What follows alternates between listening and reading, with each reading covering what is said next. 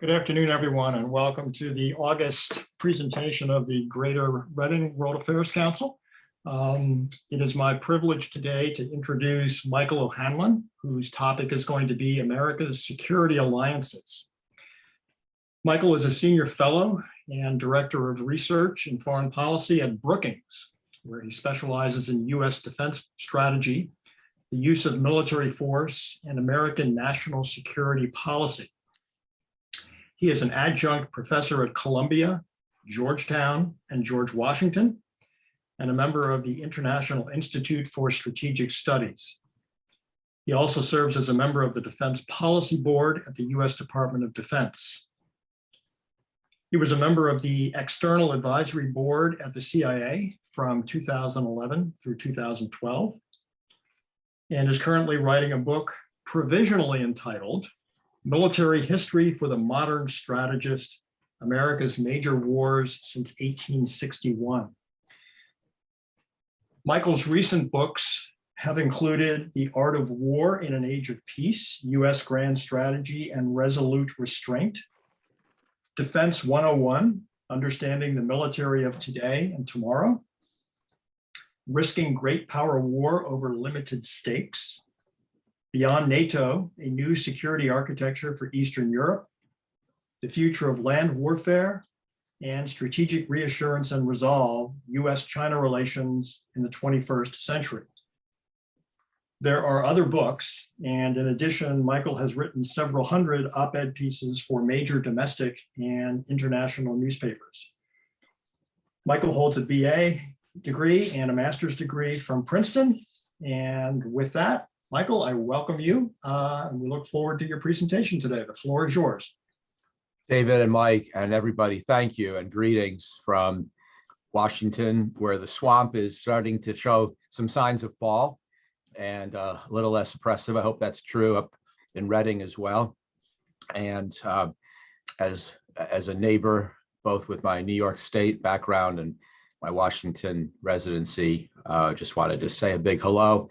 And thank you for having me. I would like to talk about alliances, as you've said, and I don't really know whether your format in the Zoom era is best served by a long presentation or by a little bit of a briefer one. So I think I'll take a chance on going a little briefer, and hopefully we have plenty of time for discussion, which I think is going to be the fun of it anyway.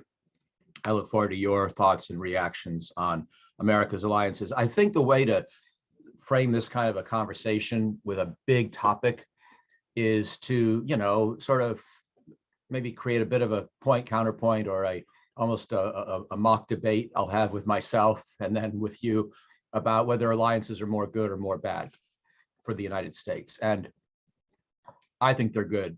And that's sort of the cliche thing to say, but I've tried to think through why I believe that. And when I don't believe that, there are some exceptions. And so maybe that's the way to proceed. What are the advantages of alliances in a nutshell? What are the disadvantages? And then can we examine a couple of cases in particular that sort of help illustrate where the calculus could shift depending on geography, history, countries, economy, military importance, and so forth. And then we can talk about this as it relates certainly to the world in general, but specifically perhaps to Ukraine and Taiwan, which may be the two places where sort of the rubber hits the road in the most acute sense for the United States right now. So let me start by saying, I think alliances are very good, largely because so far, for 77 years, they've helped us prevent World War III. And what I mean by that is, again, not going to be overly elaborate of an argument, a pretty straightforward argument.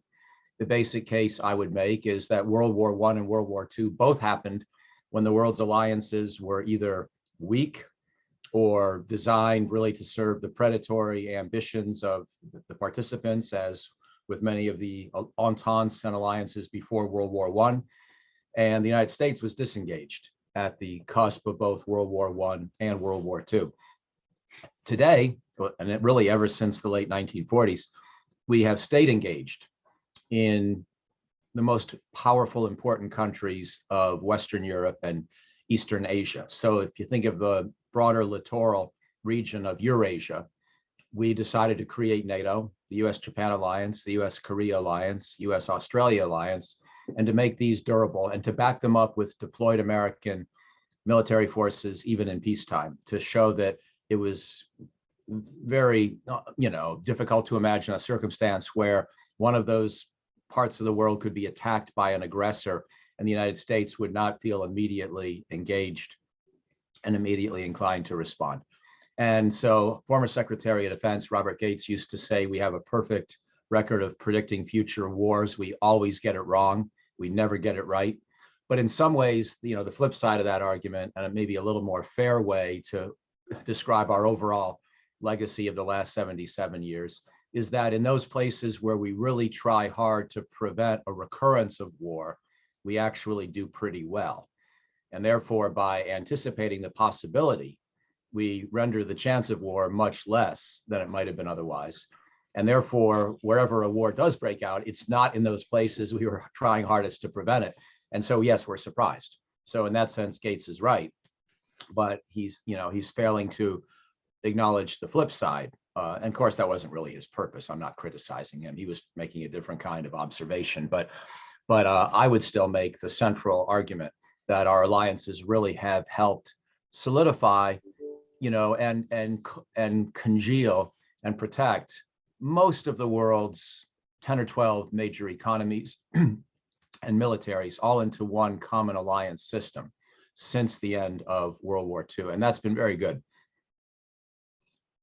Made it very hard for Beijing, Moscow, Pyongyang, or really anybody else to think very much about whether it would be a good idea on their part to attack an American ally. If you think of where we have had wars since 1945, it's been in places where we didn't have those alliances at the time. So the Korean War began in 1950 after Secretary of State Dean Acheson had famously said, or infamously said, that Korea was not within our core security perimeter. We had more important priorities in Japan and in Europe. And in some sense, Acheson was right. And in an academic or strategic or think tank sense, it was hard to really contest his logic, especially back then when Korea was such a poor country. But he essentially gave a green light to aggression by North Korea inadvertently. And then once that aggression did occur, and it was essentially greenlit by Moscow and Beijing, we decided we really had to be involved because the very fact of the aggression turned it into a more important place than it otherwise had been or would have been. And so we failed to deter war in Korea. We also did not have an alliance with Vietnam.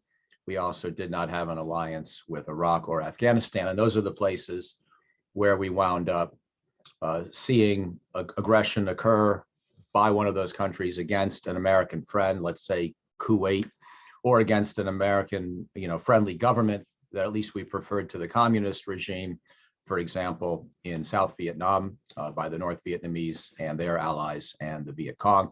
And in these kind of places, we were not able to deter war, largely because we had never made it clear that we cared. And yes, after the fact, we often decided that we cared, as when North Korea attacked South Korea or Saddam invaded and annexed Kuwait in 1990. But we had failed to deter because we had failed to create treaties and back these up with standing military forces in advance. And so that's sort of the track record since World War II.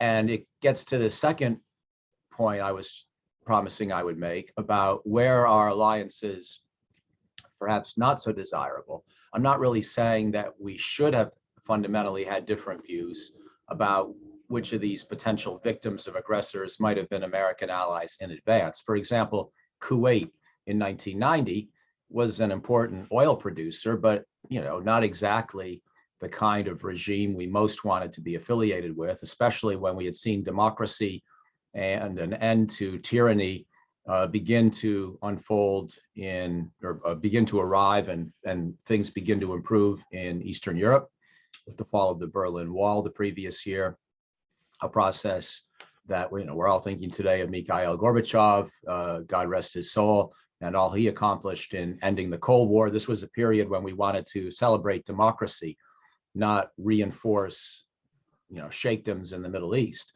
So it's hardly surprising why we did not want an alliance with Kuwait, except that after the fact, once it was attacked, George H.W. Bush, I think, rightly recognized that allowing that aggression to go unchallenged would create a whole different set of expectations and realities about a post-Cold War world that would not be desirable. And because the aggression was so blatant and so transparently imperialistic and unjustifiable, President Bush decided to respond, even though Kuwait was not an ally. But again, I don't really blame the United States for the fact that Korea wasn't an ally in 1950. Vietnam wasn't an ally in the early 60s. Kuwait was not an ally in 1990, because we do have to be somewhat judicious and selective in where we decide to treat foreign countries as if they were American territory in terms of our commitment, our willingness to send America's sons and daughters, if necessary, to fight and risk their lives in defense of somebody else. It's sort of an unnatural act in history and in world affairs to treat some other country as the strategic equivalent of our own, and to promise that we would view an attack on one as an attack on all, as with the NATO treaty, or that in any one of our other bilateral alliances, which is the norm outside of Europe, that we would again come to that country's aid and fight and do whatever it took, really, to make sure that we could help protect it. It's not a particularly common thing countries ask of their own citizens. There's a little bit of a leap of logic and faith associated with it, to ask somebody to risk their own lives or those of their kids to defend a faraway land. You got to make a bit of a strategic argument as to why it's worth the risk and why it's worth the potential huge sacrifice. So I think we should not just have alliances and allies willy-nilly wherever and whenever the idea might occur to somebody. And so there are additional costs associated with these commitments. People point out the United States spends about $800 billion a year on its military, which is about 40% of the world total of some 2 trillion. And if we add up all the military spending of all of our allies in Europe and in East Asia, then we get up into the range of 60 to 65% of world military spending is essentially within this Western treaty system. And that's a very nice strategic advantage for us, that our allies collectively represent 2/3 of world GDP and world military spending. In both those categories, we're essentially not living in a multipolar world. The US-led Western alliance system is the predominant powerful force by way of at least resource allocation, even with the rise of China and the resurgence of Russia. And, at one level, that's a very good thing. But of course, the cost of the United States having to be ready to go help defend many countries in several key parts of the world is part of why our budget's so high. And so we have benefits from this, fairly stable world with a lot of powerful American allies also wielding big defense budgets, nothing close to ours, but still collectively quite a bit. And yet we have to spend all this money to be able to fight in faraway regions, not just to defend our own territory, and perhaps to even have the ability to fight in more than one place at a time. So that's sort of, my second big point, is that when you actually do the math on whether these alliances help us or not, I think you have to think about specific scenarios, what it would require of the United States to go help defend another country, whether that would be additive to all the other burdens we already face, and whether it would tend to be stabilizing for the region in question, or whether it would be seen more as a provocation or an inflammatory move by a faraway distant power to come in and create this kind of a security alliance. So alliances have been wonderful for us in general since World War II. That's the good news. That's the first point. But there are costs, there are dangers, there are risks, and there are burdens on America and its citizens and its taxpayers. And not all alliances enhance our net strategic position. That's argument number two, sort of the countervailing point. So then let me now wrap up by saying, where do I think there are some examples of where it's maybe a little tough to make the argument that we should expand alliances further and that we really would benefit from extending our security umbrella and our security obligations beyond where they already exist. And I want to talk about Ukraine and Taiwan, and I'll do so briefly in regard to each. As many of you know, Ukraine was promised membership in NATO back in 2008 by President Bush, after the rest of the NATO alliance was convinced that, we could at least offer Ukraine that much, even though a lot of people, including leaders of France and Germany, didn't really want to make this kind of a commitment, thought Ukraine was getting to be too far away, too close to Russia, too potentially provocative in terms of how Moscow would react to seeing that country, seeing Ukraine join what had been an anti-Soviet alliance at its core from its inception in 1949. So in 2008, we had the compromise. We said to Ukraine that someday Ukraine and Georgia would be offered membership into NATO, but not anytime soon. And we didn't quite know when, and there was no interim security guarantee along the way. This turned out to be a perfectly perverse set of incentives, because it seems like the only person who remembered day in and day out about this security promise over the years was Vladimir Putin, who certainly, along with other reasons he had for not liking Ukraine's westward shift, I think ultimately saw this as a reason to attack. Now, I'm not blaming us for the war, but I do think that there was a good argument to be made. And I think Gorbachev did agree with the argument that pushing NATO this far east was likely to create incentives for Russian demagogues and chauvinists to sort of, create a firestorm of rhetoric and political resentment against the West within Russia, to use that kind of resentment to then improve their own standing in Russian politics, to try to create this sense of us versus them, and then to demagogue that issue, and ultimately perhaps even to act on their own anger, their own extremist interpretation of how the West was trying to steal away what was rightfully part of the essentially Eastern world's, sphere of influence. I'm not suggesting we should have given in to this view of the world in Russia, but I am suggesting that we should have been aware that would be the dynamic, that would be the reaction. And I wrote the book in 2017 that David kindly referred to a few minutes ago, in which I tried to sketch out how we might think of a different kind of security framework for Ukraine and Georgia and other countries of Eastern Europe that might be somewhat more stabilizing, that might be a little less likely to inflame Russian anger, although it would have made demands on Russia to be a co-guarantor of this kind of an alternative system of neutrality. And I would not simply have conceded that Russia got to dominate the affairs of any nearby country just because it said it wanted to, just because it claimed a sphere of influence, as if those weren't sovereign, independent countries themselves. But I do think we made a bit of a mistake, and maybe there was a little bit of American naivete associated with it, just believing that we're always the good guys, that democracy will always be welcomed, that American alliance systems will be seen as non-threatening by other countries, and that others will basically see us as we see ourselves. I think that is too simplistic of a way to do your international politics. And so we pushed the alliance argument too far, in my judgment, in regard to Ukraine and Georgia.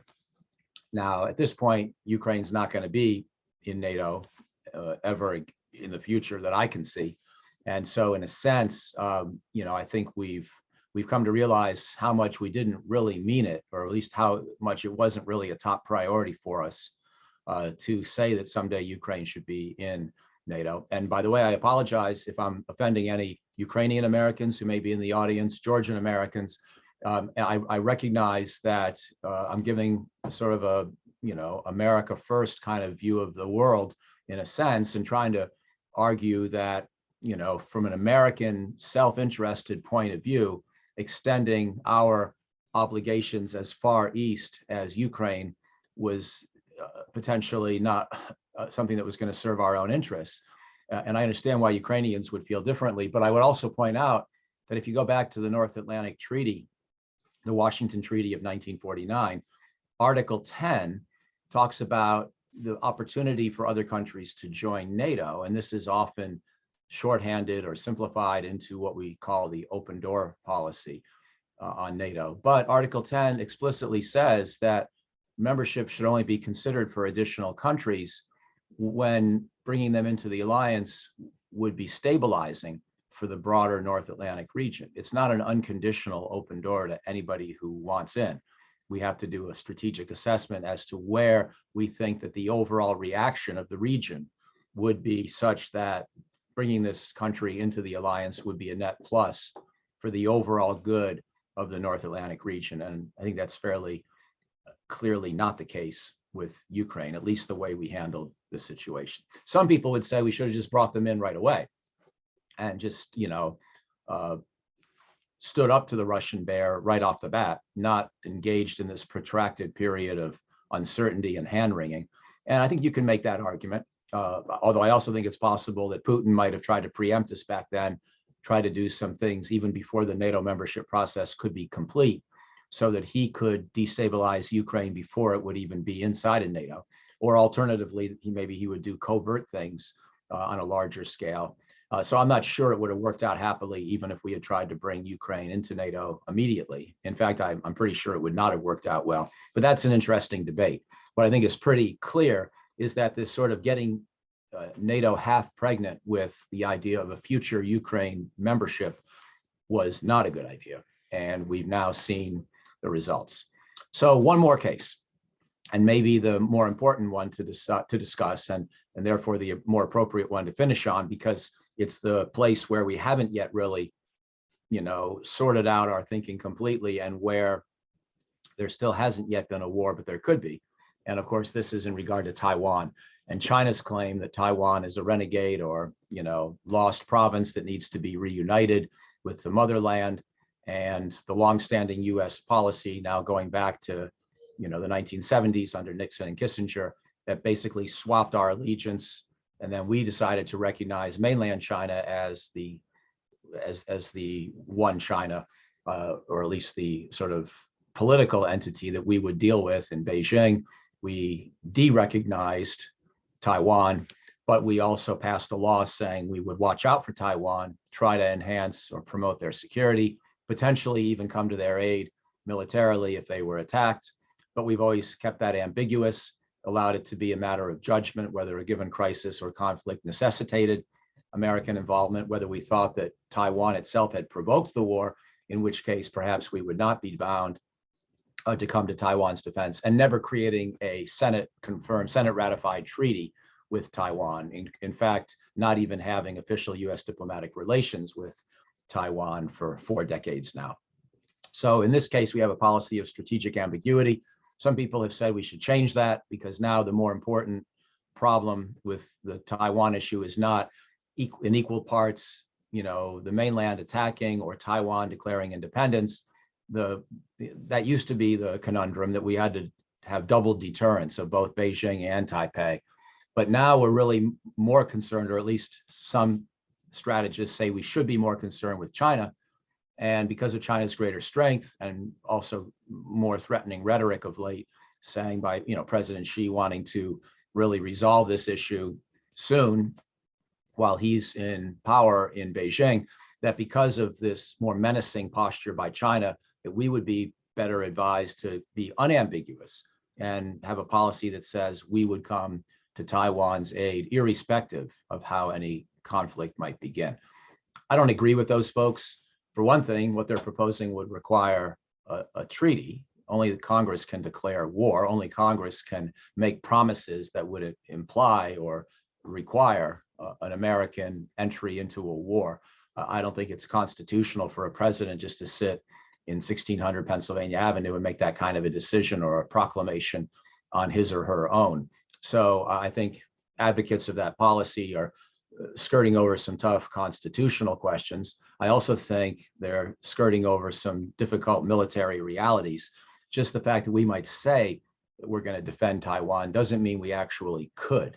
And I've spent a lot of time looking at blockade scenarios in particular, where China tries to partially or fully prevent Taiwan from having ships come in and out to trade with the island, and 2/3 of Taiwan's GDP depends on trade by air or by sea. And so this could be a very, very threatening kind of Chinese action against Taiwan. I was just in Taiwan earlier this month after the Pelosi visit, before the Markey visit, during the time when China was doing some military maneuvers around the island.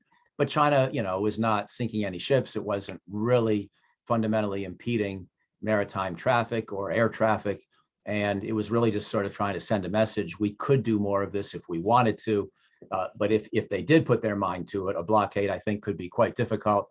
And I wrote a long paper, which is on the Brookings website now, published this month, trying to militarily model or simulate or quantitatively analyze this idea of a possible Chinese blockade and then an American, Taiwan, Japanese response.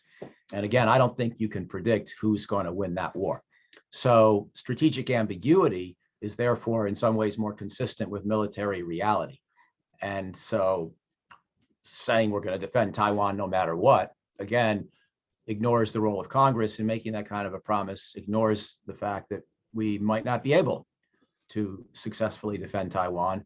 And by the way, whoever starts losing a limited war in and around Taiwan, whether it's China or America plus its allies, is going to be very tempted to escalate to other geographic theaters or possibly even to nuclear weapons threats, because both sides would consider the fate of Taiwan very important. And both sides would be, I think, inclined to double down on their commitments after an initial round of warfare rather than to back down.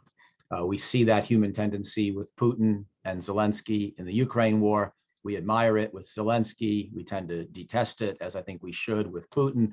But nonetheless, there is this human reality that once you start to see your friends die in combat, once you start to be involved in a conflict that's leading to huge losses in people and treasure for your country, the human instinct is not to sort of throw up your arms and say, oh, well, at least I tried. The human instinct is to fight even harder. And so I think if we wound up with a crisis or conflict over Taiwan, we would be more likely to see the initial loser escalate and try to change the nature of the competition, the military fight, rather than to simply capitulate. And so I think a policy that maintains some ambiguity, but also has capabilities that would at least give us a chance to win and try to improve the odds with time, try to give Taiwan the means to fend off a Chinese invasion if the Chinese were ever to try to do that, and then prepare for a possibility of prolonged economic warfare in which a blockade of Taiwan might not be met only with a military response, but also a number of boycotts and other sanctions against Chinese companies and goods, so that we could try to create pain in China and therefore opportunity for diplomacy. I think that kind of an integrated strategy, integrated deterrence is what Secretary of Defense Austin likes to call it. That should be our policy rather than a sort of, unambiguous or completely clear commitment to Taiwan's military defense, which is both in some sense unconstitutional in our system for any president to do it simply by decree, and unattainable perhaps militarily if we're looking for high confidence that we could really prevail in that kind of a war in short order. So I'm a little bit hesitant to expand our alliances more or to expand and solidify our obligations more than we already have in today's world. I feel like the current system's pretty good. We've got the Germanys and Japans and Britons and Frances of the world on our side, as well as the Koreas and Australias and Canadas. There's a lot of power, a lot of scientific and technological excellence, a lot of military capability associated with these alliances. But I think we've gone far enough, and I wouldn't favor alliances with India or Vietnam or Taiwan or other places where we could either make the likelihood of conflict go up by declaring or creating this sort of a formal commitment, or alternatively, just bite off more than we can chew with a defense budget that's going to be knocking on the door of $1 trillion a year pretty soon, and already has us wondering if we can defend our current roster of allies without adding to the challenges even further. So that's how I think about alliances. Generally have been very good for the United States since 1945, but have their downsides. And each time you think about adding one, you've got to really put the possibility through a complex, multi-dimensional analysis to make sure it's a good idea before you just follow an ideological commitment to always expanding and growing alliances as if that were somehow written in stone as the basis for a strong foreign policy. I think it's got to be much more selective, much more analytical, much more careful. I'll stop there. Thank you for the opportunity. Thank you, Michael. Great presentation, very informative. I know you're going to have a very lively, interactive Q&A with our members. I'm going to give you a breather here for just a couple of minutes while I review some upcoming programs that we have on our docket for the balance of this year.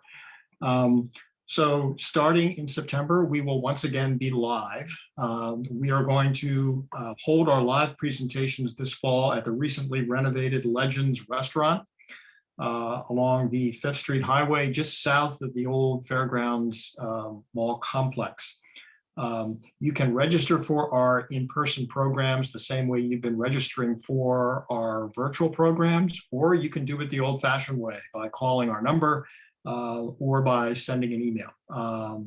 Any way works. We will get you registered, and we look forward to reconvening with everyone starting in September. And our September presentation will be on Wednesday, the 14th. Our presenter will be our very own board member, Dr. Randy Newnham from Penn State University, Berks campus. His topic will be how the war in Ukraine has changed the world, specifically a breakdown in the globalist world economy and what appears to be a resultant emerging alliance of Russia and China against the West. Then in October, Wednesday the 12th, we will be joined by Dr. Oya Dursum Özkansa, who is a professor of international studies at Elizabethtown College. Her topic will be Turkey. On November the 9th, we will be joined by a local attorney, Doug Wertman, who is a former United States Air Force intelligence officer for Eastern Europe. And his topic will be an historical assessment behind the conflict in Ukraine. It will be an attempt to describe the historical background for this conflict. Doug recently wrote an article that appeared in the Berks Barrister, which is a local publication by the Berks County Bar Association, where he addressed this very issue. And I think this will be very, very timely for all of us. And then we'll be wrapping up the year on Wednesday, December the 14th, with another Penn State Berks professor, Dr. Kerwin Schaefer, whose topic will be Latin America Leans Left, Associated Trends Supporting the Shift. So that's what things look like for this fall. We are currently working on our agenda for the spring. We are also attempting to fill out our fall roster with virtual programs as well. So stay tuned, check the website often for additional programs that might be listed. And with that, I will turn things back over to Mike Sutton, who will facilitate our Q&A. Mike? Thanks, David. Great presentation. One of the things that really stood out to me was the perspective on the Iraq War in the context of the end of the Cold War. I was maybe younger at that time and not paying attention to the global dynamics, but really interesting to hear that reminder.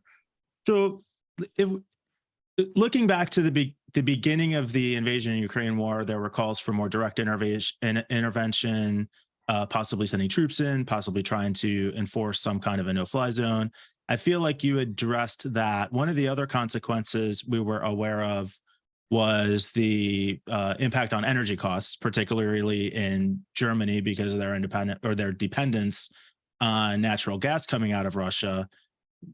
We are very, I want to say very suddenly seeing intense consequences of that right now be realized. Do you think there's anything we could have done differently on that front? On the energy front? Yeah. Well, you can have a debate about whether Europe allowed itself to get too dependent on Russian gas in the previous couple of decades. And, Germany always wanted to sort of hug Russia close, believing that was the best way to moderate Russia's politics, giving them incentives to engage. That was sort of our strategy towards China for the last 40 years too. And I think in both cases, it was the right strategy to start with, but probably needed to be modified a little sooner than it was. So I would have liked to see Europe begin to diversify its natural gas supply in particular, as certainly by 2014, by the time that Putin grabbed Crimea. It's pretty hard to still see him as a reforming or reformist leader by that point. And it's hard to think that a strategy of engagement is working unambiguously well. So I think from 2014 on, Europe should have been already weaning itself a bit more off Russian gas, or at least developing alternatives that were ones that could be sort of, kicked in pretty quickly in the event things got worse. And if Putin had known all that, maybe he would have thought twice about the invasion of 2022. Although maybe not, because he's still making a ton of money from oil and gas exports around the world. And the fact that, the Europeans and the United States and Canada are cutting off much trade, if not, most of the oil trade already, and some of the gas trade with Russia, it's not really reducing Russia's global intake. So I think we're punishing Russia economically because we're not giving it good places to spend its money. We're depriving it of access to high technology Western goods that are important for its long-term oil industry, gas industry, well-being, military equipment, weapons. So in that sense, Russia's hurting and probably going to suffer a 5% GDP decline this year, but they're making money hand over fist. And so in that sense, Putin's laughing all the way to the bank and not really being badly hurt. And in fact, it almost feels like the energy war has been turned in the other direction, where Putin almost seems to have more leverage against Europe than Europe does over Putin. So clearly a diversification strategy by 2014, I think, would have been wise to have followed. That's the main observation that I would make. But looking forward, I think we're going to have to work with our European friends to help them keep developing alternative supply, because by the winter of 2023, 24, so not this upcoming winter, but a whole nother year, if the war is still going then, and I think we better expect that it could be, then I think shame on us if we can't put more economic pressure on Putin to really try to force him to rethink his strategy and rethink his commitment to the conflict. And so, even if it was too fast to expect Europe to get completely off Russian oil and gas this winter, I think we should keep working hard so they can do it by next winter. So that's the other point I would add, not just lamenting mistakes made in the past, but recognizing we're probably in a long war, or at least quite possibly in a long war scenario here. And therefore, if we're not going to fight the war directly ourselves, and I don't think we should, we at least better get better at economic warfare and keep tightening the screws month by month, year by year, as this thing continues. I know there was some hesitance maybe to be too aggressive on the economic sanctions for fear of these energy costs skyrocketing. Now that's obviously happening. We also saw a lot of private corporations implementing maybe their own unofficial sanctions by withdrawing. I have a list of some of the companies that withdrew, and it's a very long list. IKEA, Nestle, BP, ExxonMobil, Shell, American Express, Visa, McDonald's, Starbucks, Netflix, just a very few of the several, probably 100 on the list. What is there left for us to do a year from now? Yeah, I think American companies have done a good job, and in some ways have even gone beyond what the law required, and just decided that they don't want to be part of, enabling this kind of a brutal aggressor like Vladimir Putin. And they don't trust that Russia can be a positive business environment for many, many years to come. And so even if the war were to end tomorrow, I don't think many of these companies would go back the way they had been before. So my hat is off to corporate America. But in terms of how we bring even more pressure to bear, in a way that's meaningful, in a way that can really realistically end the war, I guess, and that's my overriding interest, not so much to punish Putin, because by punishing him, we punish the Russian people. So I take no joy in the punishment. I only think of it in terms of leverage. to try to end this conflict. And so I really think that building more natural gas infrastructure, LNG infrastructure in Europe, and developing more supply globally, even though we would all like to see movement towards a greener world over time, I think in the short term, we're going to have to generate more supply, because the geopolitics of ending this war are, to my mind, even more important than the climate change issue in the short term. Because in the short term, if we don't end this war, it could escalate. Is And getting some of that infrastructure in place over the next year feasible? That sounds like it's more of a 3 to 5 year project. well, some of it's already happening because you can convert certain ships into these mobile LNG terminals, and Germany's already doing some of that.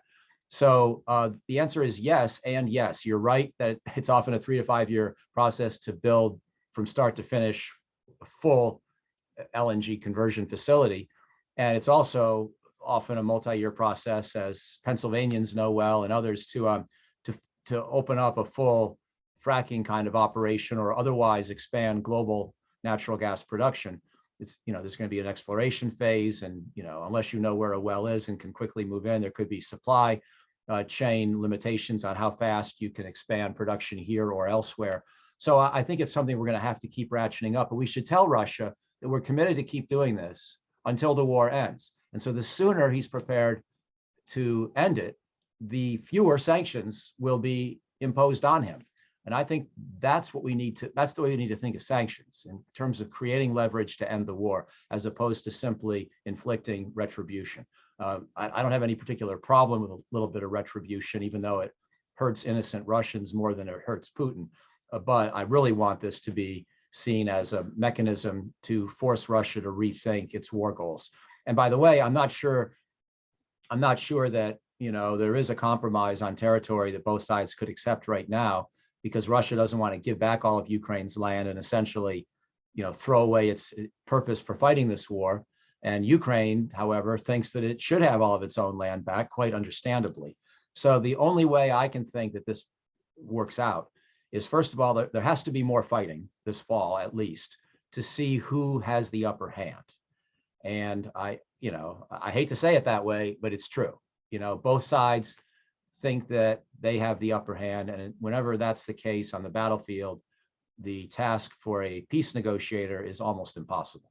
So we're going to have to see how far the Ukrainian counteroffensive can really succeed. My expectation is that it will not succeed dramatically. It will succeed somewhat locally here and there, and then we'll have a new stalemate as the winter sets in.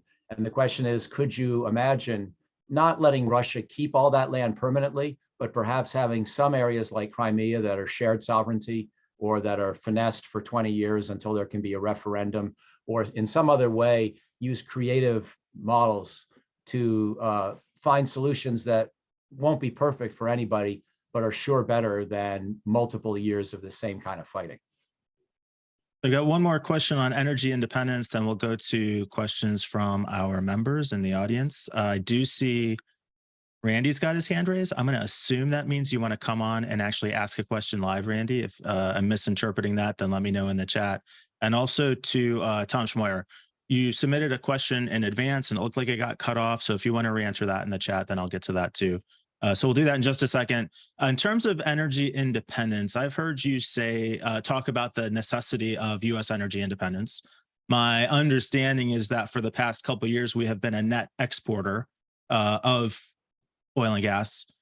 What is our current state? What's our risk there? What should we be doing domestically?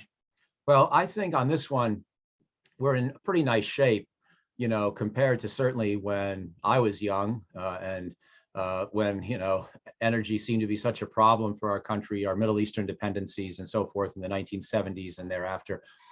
So I don't have any particular concerns in terms of creating more independence. It's my real concern about energy in the short term is to help Western Europe be able to stop buying Russian gas. If they do that, I don't think Putin has too many other places he can sell the gas in the short term.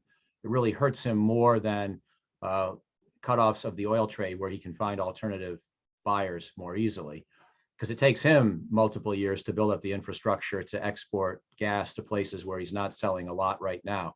So I want us to help the Europeans and others, Japanese, Koreans, whoever else might be tempted to buy Russian gas, make sure that there are alternatives. That just means more supply globally, not necessarily just American, but including American and North American supplies.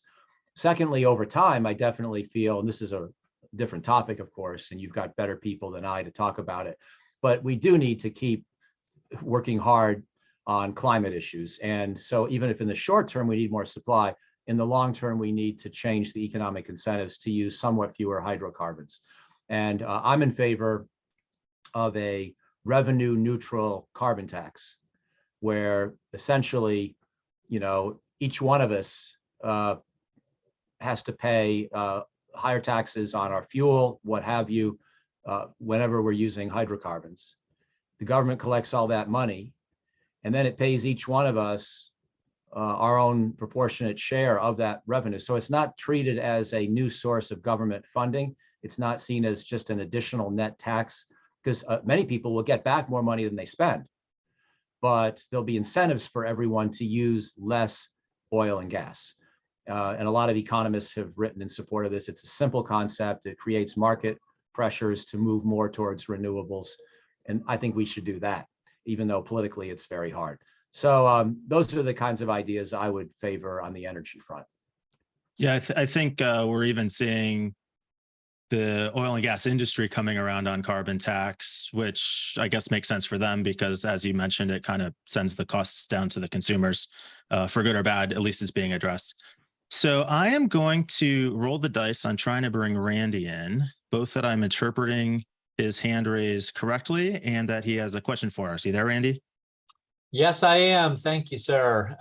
Thanks for your patience. What's your question? For some reason, my camera, did want to alert you to something. I don't know if this is the case for everyone, but I am seeing chat disabled on my end, which suggests it would be hard for people to ask questions unless they raise their hand. But I hope that's not the case for everyone. But I will see if there's something I can do about that in the background while this goes on. So let me ask a more complicated question then. We'll see if we can keep this going. David Bean asked in the chat, China as of late has made some overtures in the direction of trade routes closer to Australia. Last year, the cohesiveness of the Western alliance structure towards Australia and New Zealand took a hit over Australia's decision to award submarine contracts to the US and not to traditional suppliers in Western Europe. What is the current health of our strategic relationship with Australia and New Zealand? It's good. And the difficulties that you allude to, David, as I think you well know, were not so much about our relationship with Australia. It was more about our relationship with France, from which we essentially managed to snatch away the submarine contracts, persuading Australia they'd do better to work with us. And, you know, that was all 2021. That was about the same time as the Afghanistan withdrawal fiasco. And so it began to culminate in a period of time where President Biden took a hit, that the foreign policy team didn't seem quite as strong as people had hoped, that President Biden, with all of his experience from half a century in Washington, including as chairman of the Senate Foreign Relations Committee and then vice president, maybe he wasn't quite as adept at foreign policy as promised. That was sort of the way that issue was seen and affected his presidency, you know, whether fair or not. That was a lot of the conversation back then a year ago. But, you know, since that time, the US, Australia, UK AUKUS arrangement has, I think, further solidified the relationships with these English-speaking allies. And even though there's still some wounded feelings in France, we've all collectively had to worry together about the Ukraine war, which frankly is much greater importance than building 8 submarines. Easy for me to say, my job doesn't depend on getting the contract. And if I were a French submarine worker, I'd still be angry at the United States, I suppose. But, you know, I think that President Macron and President Biden, I don't want to say they've completely moved past this issue, but they have more acute matters before them to address. And As you know, they've worked together pretty well on dealing with Putin. Macron had tried very hard to negotiate, see if he couldn't find a way to avoid this war. I give him a lot of credit for trying. I think we should have tried harder ourselves, because perhaps there was a way to construct some kind of a alternative security framework that could have prevented the war.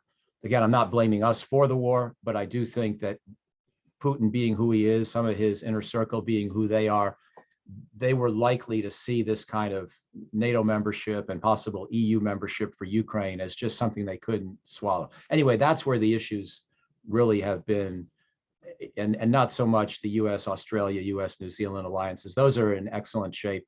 In fact, the Chinese overplayed their hand by retaliating against the Australians over things like the Australians wanting an independent investigation of the origins of the COVID pandemic, as you probably are aware. And so China managed to dramatically weaken its own relationship with Australia, which 5, 8, 10 years ago was trying to sort of maintain a balance in how it got along with the United States, its ally, and China, its most important economic partner. But I think Australia is completely now committed to the alliance. They're going through a political transition, as you're aware. But I think either way, the new government will continue to be very close to Washington. Excellent. I was able to get the chat issue sorted out. Looks like everybody jumped on that pretty quickly. Randy's question is on Ukraine. Should we at least have had more strategic ambiguity on defending them before February of 2022? It seemed like we clearly signaled early on that we won't even think of intervention. Oh, it's disappearing here from my screen, which effectively gave Putin the green light to invade. Should we have left the door open a little bit more, or was even that maybe too dangerous? Yeah, it's an interesting point, and I've heard some other people make it too. But I have to tell you, when it boils down to potential war against a nuclear weapons state like Russia, I prefer clarity. I would worry that if we had said to Putin, if you attack Ukraine, maybe we'll fight, maybe we won't, then he might just sort of dip his toe in the water, see if he can do a quick knockout blow against Zelensky like he did try on February 24th, watch for our reaction. We don't respond. Then voices in the United States start to say to Biden, you look really weak. You were saying you might intervene. Now you're saying you're not going to. You're starting to look a little bit like Chamberlain after Munich in 1938. This is sort of not backing up your words with backbone or muscle. It's making a mockery of the American strategic commitment in general. Other real allies are going to start to doubt our word if we sort of partially commit to Ukraine's defense and then back off when the going gets tough. That would have been the natural debate, almost the inevitable debate. And I don't know how Biden would have responded. At a minimum, it would have made him look worse. It could have also made him feel increasing pressure to do things like create a no-fly zone or a humanitarian corridor. And I think those things would have risked war against Russia. As tragic as what's going on is right now, I can imagine a whole lot worse. And it could still get worse. Putin could decide that we're providing so many weapons to Ukraine that he's going to start trying to bomb the supply lines coming in from Poland and elsewhere. There are all sorts of things that could still risk direct Russia-NATO war. And I think that would be, extraordinarily dangerous. As bad as what's going on in Ukraine is today, at least it's not involving American deaths. It's not causing a huge, global catastrophe. Yes, there are risks to energy and food markets, but there's no prospect of nuclear war at the moment, and I want to keep it that way. So when I think through the scenario, I want to applaud Biden for at least being clear on his decision that he would not commit American combat forces. Even with our clarity, there still were some fairly direct threats coming from Putin. So many opportunities for things to escalate, even with our stance that we were not going to directly intervene. Are you good to go a few minutes past 1 o'clock? Yes, I should say also that Biden did reinforce our positions in Poland, Romania, the Baltic states. So he made it unambiguous. It wasn't like he just, let Putin dominate the threat business. He also, and NATO, I don't want to give Biden personal credit so much as NATO, we were all collectively resolute in making it clear we would defend existing allies and then bring Sweden and Finland into the alliance. I think all of those were good decisions and sort of met Putin and said, it's true, we're not going to fight you over Ukraine directly, but we're going to give Ukraine $10 billion worth of weapons, intelligence support, and we're going to protect all of our existing allies with conviction. Excellent. So I'm going to just stick with member questions from here on out, see how many of these we can hammer through. David Williams asked before the session started about the security risk to the country based on our current border policy. I assume border policy with Mexico, but maybe more generally, national security impact there. I don't see what I would call a national security threat from the border per se, in the sense that I was more worried about terrorists trying to sneak in through the border in the early 2000s than I am now, because Al-Qaeda appears weaker. It has a lot of local affiliates, but less global organizational capability. I don't see the Chinese or Russians trying to attack the country through the south.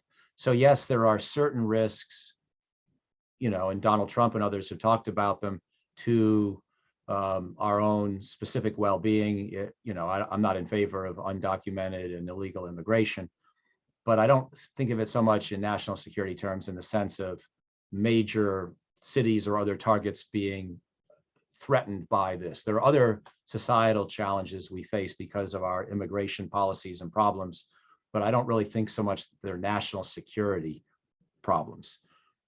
Although I guess the big asterisk or exception for me is the drug trade. I'm less bothered by the people coming in, although that I don't want them to be illegal or undocumented myself, but I'm more worried about the fact that Mexico has now become the major producer of fentanyl, not to mention all the cocaine and other things, not to mention that American guns are often used by those cartels. So we have this unholy, illegal trading back and forth. And that it may not be a classic national security threat, but it's leading to the overdose threats of tens of thousands of Americans per year. So that's my number one worry with the Mexican border. Okay, so a couple questions on some countries we didn't talk about. So I think I'm just going to read them all out, and you can pick the one that has your attention the most. We talked a lot about Ukraine and Taiwan. What about maybe Iran or Saudi Arabia in terms of our relationships with them and potential national security risks? Dan Escueda asked about Venezuela in reference to Russian, Chinese, and Iranian military drills that were had. And then Dan Kimball had asked about Korea. So of those, Iran, Saudi Arabia, Venezuela, Korea, what catches your attention? What do we need to worry about? Well, maybe I'll make one comment that could be applicable to most of them, and then make one specific additional comment on North Korea. I think it's fascinating to me, whenever you see people as different as Barack Obama and Donald Trump actually agree on something, it's worth noting, because they're never going to tell you about it, because neither one of them likes to be associated with the other one. But if you'll recall, they were both willing to talk to extremist regimes. And Barack Obama, when he was inaugurated for the first time on January 20th, 2009, historic moment for the country, its first African-American president, he made that controversial comment that we will reach out our hand to any adversary that would unclench their fist. And he was thinking, of course, of what George W. Bush had called the axis of evil, or the rogue states, not just Saddam Hussein's Iraq, because by then Saddam was long gone, but also Iran, Syria, North Korea, Venezuela, Cuba, and various things were tried by Obama on that front. Nothing as dramatic as what Trump did when he had the 3 summits with Kim Jong-un in Singapore, Hanoi, and then at the demilitarized zone in Korea between the summer of 2018 and the summer of 2019. And so I'm in favor of talking to most of these countries most of the time, if you have something productive to talk about. And it doesn't mean you just go through endless negotiations that have no particular purpose or prospect of success. But I supported Trump when he tried to talk to Kim Jong-un. I didn't have any issue with that. My only real issue is when Trump came back to Washington after those trips, sort of my people, the US national security community, talked him out of continuing the engagement. People like John Bolton, I respect John Bolton, he's a smart guy, but he's very hardline. And he, as national security advisor, said that we should only do a deal with North Korea that would completely eliminate all of their nuclear weapons. I think that's unrealistic. And so this is the second part of my answer, Mike, specifically focused on North Korea. The North Koreans watched us overthrow Saddam. They watched us overthrow Gaddafi. They learned the lesson that you don't want to live in a contentious relationship with the United States and not have nuclear weapons. You tend to wind up dead if you're a dictator that takes that approach to the world. And not only that, but Kim Jong-un has inherited these several dozen North Korean nuclear weapons, essentially as the crown jewels and family jewels that were created by his father and grandfather, the first two leaders of North Korea before him. And so he's not going to just give these things up. He would much rather see his people suffer than give up all of his nuclear weapons. If he ever is going to give up all the nukes, it's going to have to be at the end of a process of détente that resembles perhaps in some ways how our relationship has improved with Vietnam over a period of decades since the end of the Vietnam War. And at this point, we still don't applaud the nature of the Vietnamese government. We have a perfectly workable relationship with them. We don't feel threatened by each other. It's really a friendly relationship, even though it's still a dictatorship over there at some level. And that should be the goal with North Korea. And it's going to take a comparable amount of time. So in the short term, what I'd like to see us do is prevent the North Korean nuclear capability from getting more threatening, from growing in size, from being tested such that they can improve their weapons, from testing their long-range ICBM such that they could put a nuclear weapon on a long-range rocket and threaten North America. So I'm in favor of a test ban on North Korean nuclear tests and North Korean long-range missile tests, as well as a verifiable dismantlement of North Korea's ability to make more weapons. The big plutonium reprocessing facilities and nuclear reactors, the big underground uranium enrichment facilities. We know where most of this stuff is. We can probably learn a bit more about where the remainder is and be quite confident North Korea is not further improving or growing its nuclear capabilities. And in exchange for that, we would lift some of the sanctions that have been imposed on North Korea over the years, but not all of them. So it's a partial deal. It's an intermediate deal. And then it also creates a process of engagement and détente, if you will, that perhaps can, sort of like Donald Trump, keep North Korea on speaking terms adequately that we don't have to worry about the likelihood of another crisis like we saw back in 2017 before Trump turned down the charm and turned down the diplomacy. But back when he and Kim Jong-un were threatening each other and insulting each other, and we were actually preparing for war, thinking that it just might happen. So that's my specific recommendation on North Korea. But in general, I would be willing to look for ways to engage with most of these countries, as long as we're clear in our own minds about our own red lines and about where we will not compromise and where principle requires that we hold firm, and distinguish those areas from places where we can be more flexible and look for diplomatic compromise or opening. Has there been any sustained impact or momentum coming out of former President Trump's engagement with North Korea? No. I mean, he never had further contact, nor did his team. And Steve Biegun was appointed as a special rep for North Korea, but wound up, the North Koreans were not willing to meet with him, even when he became Deputy Secretary of State at the very end of the Trump administration. So there still wasn't any engagement. And the North Koreans have basically said to Biden, we're not interested in just diplomacy for its own sake. And so, once you come to your senses and, agree to lift sanctions, then we can talk.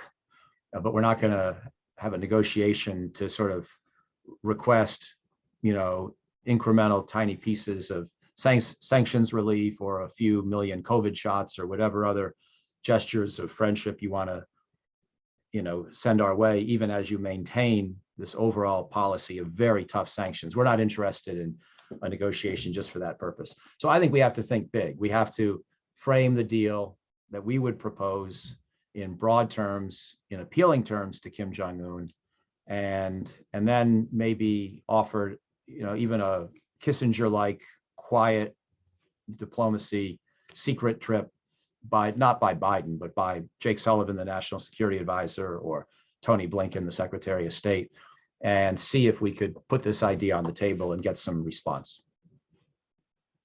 So one country I probably should have included in the earlier set of questions is Afghanistan. We could talk about the humanitarian responsibilities that we maintain there, but have we seen, specifically with respect to national security, any lasting impact from the withdrawal? No, I think that fortunately, with the exception of Zawahiri being, found in Kabul and killed last month by American strike assets, and that we really haven't seen operational planning by Al-Qaeda or ISIS inside of Afghanistan so far. Now, that could change. And it's one thing to track Zawahiri. We knew who he was for a long time, going back well before our withdrawal, of course. The next generation of terrorist leaders might be harder to track from these long-range kinds of techniques that we used against Zawahiri. So I still think it was a bad idea to leave Afghanistan, and also it obviously left 20 million Afghans in dire straits and extreme privation and at risk of starvation. So it's really been a shame, especially when you think about the fact that Afghanistan helped us win the Cold War. I mean, speaking of Gorbachev, he came to power after the Soviets had been frustrated in Afghanistan for 5 or 6 years of fighting. And the Afghans really, therefore, helped us win the Cold War. So it's one of the few countries I would say we have a special moral debt to. And we tried for 20 years to honor that debt. But ultimately, of course, President Biden decided against it, even when the mission had become far smaller and more sustainable. So I think it was a mistake to pull out, but I don't really think we've seen major consequences yet on the counterterrorism front, thankfully. Just a couple more questions here, and then we'll try and get you out of here. You touched on this a little bit during your prepared comments. Dave Carroll asks, how might a Chinese invasion of Taiwan proceed? How could that play out, and what would you expect the U.S. response to be? So an invasion has always been the scenario that I think is less likely than the blockade. A blockade, because you can sort of turn it up, turn it down. You can just try to create a little bit of uncertainty and, shipping companies and insurance rates, just try to make the Taiwan people feel, the economic impact. And then if you have to dial it up, you can. If you have to dial it back because the U.S. intervenes, you can. And you don't put a lot of assets at immediate risk. The invasion scenario is sort of, the D-Day scenario. Can China realistically load up on ships enough people to establish a beachhead and then ultimately be able to defeat the Taiwan military, which is a couple 100,000 people, and then seize the country and occupy it for whatever length of time is needed? I think it's an extraordinarily daunting proposition. Taiwan also is a fairly unforgiving place to try to come ashore. It doesn't have that many beaches. It has a lot of mountains, a lot of mudflats. And the Taiwan military should be capable of using hidden anti-ship coastal missile batteries and smart minefields deployed in shallow waters that can be turned on at the sign of a Chinese invasion, to be able to do a lot, even better in some ways than we were able to do, or than the Germans were able to do against us in terms of defending beaches in Normandy. But with modern sensors, as long as you don't depend on vulnerable satellites or any central location that can be attacked easily, or on cyber networks that can be easily brought down, you can create a lot of local defenses that have precision weapons at their beck and call and can probably stop that invasion fleet. But it's not clear Taiwan's made enough of those preparations today. And if they relied on us, it's not clear how well we can do it, because a lot of the assets we would normally have used in the past, like on Okinawa, Japan, could now be threatened.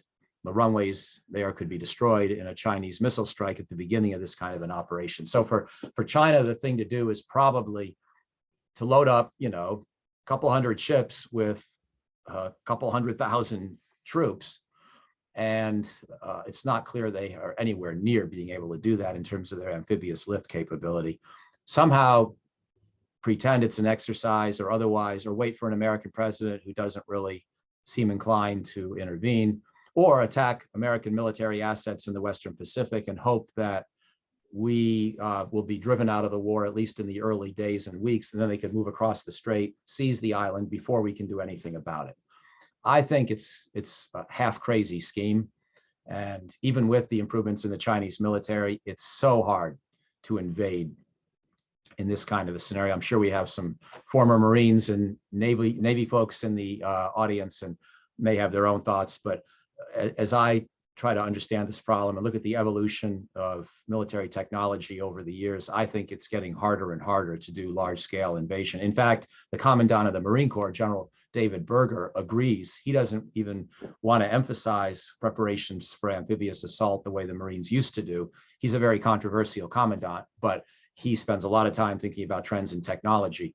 And he's decided that even for us, even maybe fighting against the North Koreans or somebody, it may not be all that prudent in today's world to think about amphibious assault being as realistic an option as it once was. So I think we should be able to discourage the Chinese from that invasion scenario or attempt. By the way, if they try and fail, they could have tens of thousands of dead Chinese, who perish as their ships are sunk. Whereas the blockade scenario, again, they can do with only limited commitment of forces, probably primarily submarines. So that's what I think they would probably attempt if they were going to go to war. As a former Marine, I can testify that amphibious landings kind of were our whole thing for a long time. Well, I realize I apologize. I shouldn't call you a former Marine because I know enough about the Marine Corps that there is no such thing. Once a Marine, always a Marine. And we just had a big event on the Marine Corps on Friday with Amy McGrath, who you may recall was the first woman in the Marine Corps to fly combat sorties in the F-18, then ran against Mitch McConnell in Kentucky for Senate, but remains an amazing person and an amazing Marine, even though she's retired as well. For sure. Okay, we're pretty short on time. I want to get you out of here. I guess my last question is going to be, as you're paying attention to what's going on in the world, is there anything recently that's kind of tickled you a little bit, give you a little chuckle? That's an interesting question. Every so often there are things that you just have to find the humor. What would be, or even just something that stands out as particularly interesting in the last couple of days? Yeah, well, okay, so let me just tell one quick anecdote about my trip to Taiwan. We were lucky. We got to meet with a lot of senior leaders, including President Tsai, who's a very impressive woman, and also calm and thoughtful. And she may want more visibility on the world stage for Taiwan, but I don't think she's going to take the step that would really provoke a war. But let's hope and pray. But we met with this fascinating Minister of Digital Technology, who's a transgender guy, transgender woman, originally a guy, and she is stunningly smart and leads this organization inside of Taiwan that's been under cyber attack from China now acutely all summer. And over time, at a steady pace. And she was just impressive. It was like, and the whole workforce that she led, it had me just shaking my head in admiration about the number of thwarted cyber attacks that they've dealt with. And they also did the smart thing. They kept a lot of their infrastructure off the internet, which we haven't done in North America so much, as you know, and it makes us more vulnerable to cyber attack. And so that was something that made me smile. That was just pretty cool to see this unlikely figure doing these amazing things with her leadership of a great organization in this tech savvy small island of Taiwan, 23 million people facing 1.4 billion, and so far at least doing pretty well. Excellent. Michael O'Hanlon from the Brookings Institute. Thank you so much for joining us today. We'll keep an eye out for the upcoming book, Military History for the Modern Strategist, America's Major Wars Since 1861. We really enjoyed having you today. Thanks to the audience also for joining us today. Just a reminder for our members and guests, September 14th, as David had mentioned earlier at noon, we'll have our live presentation from Dr. Randy Newnham here on the board of the World Affairs Council about how the war in Ukraine has changed the world. So we're all looking forward to that. Michael, thanks again for joining today. Thank you. And Real let's pleasure. all just have a great afternoon. Thanks. Likewise. We'll see you.